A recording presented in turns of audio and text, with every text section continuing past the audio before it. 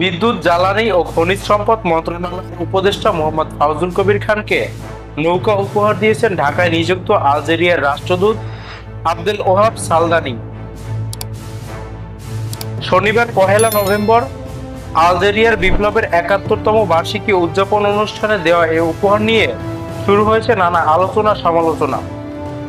যদিও রোববার ফেসবুকের এক পোস্টে বিষয়টি খোলাসা করেছেন উপদেষ্টা নিজেই।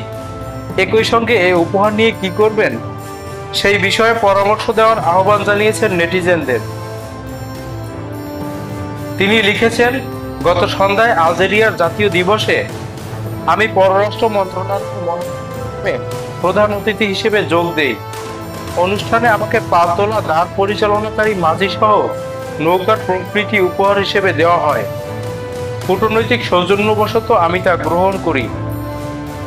উপহারটিতে দূতাবাসের নাম লিখিত আছে।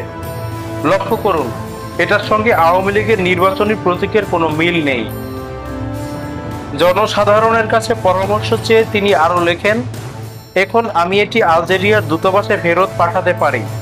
এটা অসৌজন্যমূলক ও হীনমন্যতা শামিল হবে। সরকারি তোষাখানায় জমা দিতে পারি, যদিও এটা খুব মূল্যবান কিছু নয়। শৈলান প্রবীণ নিবাসে রাখতে পারি অথবা নিজে রেখে দিতে পারি।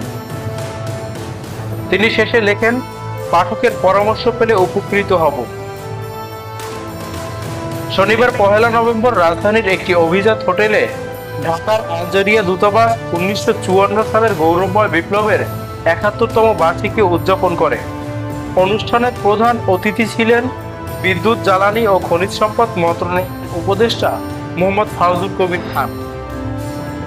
এ সময় মোহাম্মদ ফাউজুল কবির খানকে নৌকা উপহার দেন ঢাকায় নিযুক্ত আলজেরিয়ার রাষ্ট্রদূত আবদেল ওহাব সালদানি।